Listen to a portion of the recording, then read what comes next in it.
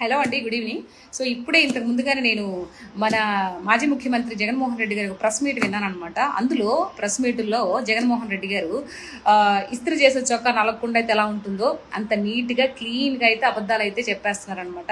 ఎంతసేపటికి మనం చేసిన తప్పు కాకుండా మనం అంతా గొప్పే చేసాము. ఇప్పుడున్నటువంటి ముఖ్యమంత్రి ఎవరైతే ఉన్నారో చంద్రబాబు నాయుడు గారి మీద కొన్ని ఆరోపణలు ఇది చేసే ప్రయత్నం అయితే ఆయన బాగా చేశారు. కానీ ఒకటి గుర్తుపెట్టుకోవాలి, జగన్మోహన్ రెడ్డి గారు, మీరు ఇలాంటి పనికిమాలిన ఆరోపణలు చేసే ముందర అక్కడ ఉన్నటువంటి వ్యక్తి ఎంత నిజాయితీపరుడో తెలుసు. ఆంధ్ర రాష్ట్ర ప్రజలకు అందరికీ తెలుసు. కొంచెం అది కూడా గుర్తుపెట్టుకొని మాట్లాడితే బాగుంటుందని నా యొక్క ఒపీనియన్.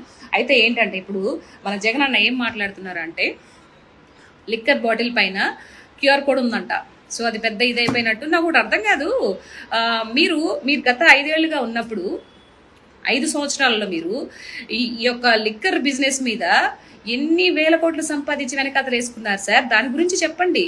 మీరు ఎవరికైనా మందు కావాలి అని అంటే ఆన్లైన్ పేమెంట్ ఎవరు చేయలేదు. సో ఈ విషయం ప్రజలకు కూడా తెలుసు.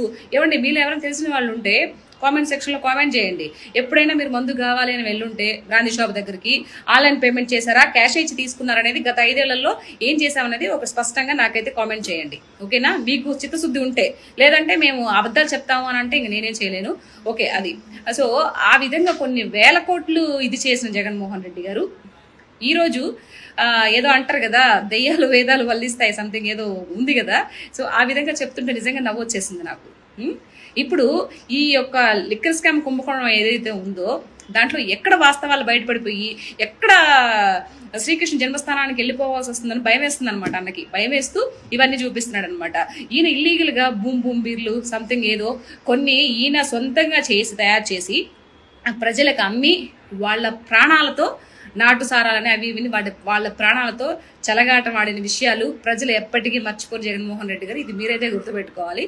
తర్వాత ఏదో మాట్లాడుతున్నారు. ఇప్పుడు ఎవరైతే ఈ యొక్క లిక్కర్ స్కామ్ లో ఇది ఉన్నారో వాళ్ళ యొక్క పిల్లలకి పెళ్లిళ్ళ గురించి వాళ్ళ యొక్క పెళ్లి చేసే సమయంలోనే వాళ్ళు అరెస్ట్ చేస్తారు అని చెప్పేసి చాలా బాధాకరంగా ఎంతో ఇదిగా మాట్లాడుతున్నారే.